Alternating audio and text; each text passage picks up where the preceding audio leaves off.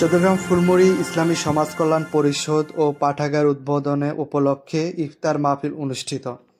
কুমিল্লার চট্টগ্রাম ফুলমুড়ি ইসলামী সমাজ কল্যাণ পরিষদ ও পাঠাগারের শুভ উদ্বোধন এবং গ্রামবাসীর সম্মানে ইফতার মাহফিল অনুষ্ঠিত হয়েছে।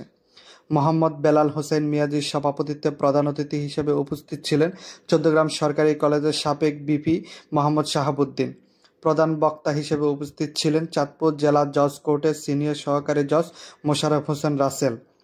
বিশেষ অতিথি হিসেবে উপস্থিত ছিলেন চট্টগ্রাম উপজেলা জামাত ইসলামের কর্মপরিষদ ও শুরা সদস্য নুরে আলম মিয়াজি, কুমিল্লা জজ কোর্টের APP advocate Mohammad Saidul Islam, Bangladesh supreme কোর্টের মোটিভেশনাল ও স্পিকার ও অ্যাডভোকেট আল মামুন রাসেল, মুন্সিরহাট ইউনিয়ন জামাত ইসলামের সেক্রেটারি মোহাম্মদ সাখাওয়াত হোসেন শামীম, বিশিষ্ট সমাজসেবক ও রাজনীতিবিদ আব্দুল সালাম মোহন, বিশিষ্ট ব্যাংকার ও সমাজসেবক খোরশেদ আলম মোল্লা, বিশিষ্ট ব্যবসায়ী ও জামাত নেতা বাবর মোল্লা।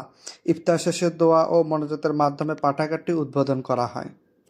আমাদের সম্মানিত অতিথিবৃন্দ, আজকে মঞ্চে যারা বসে আছেন, বাংলাদেশ সুপ্রিম কোর্ট সহ বিশিষ্ট আইনজ্ঞ আমাদের রাসেল এবং আমাদের এখানে প্রশাসনিক।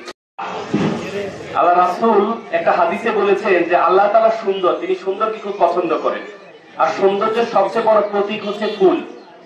তো সুতরাং ফুলের মাথা যারা এখানে আছে তারা যে কোনো পরিবেশে খাপ খাওয়ার মতো যোগ্যতা।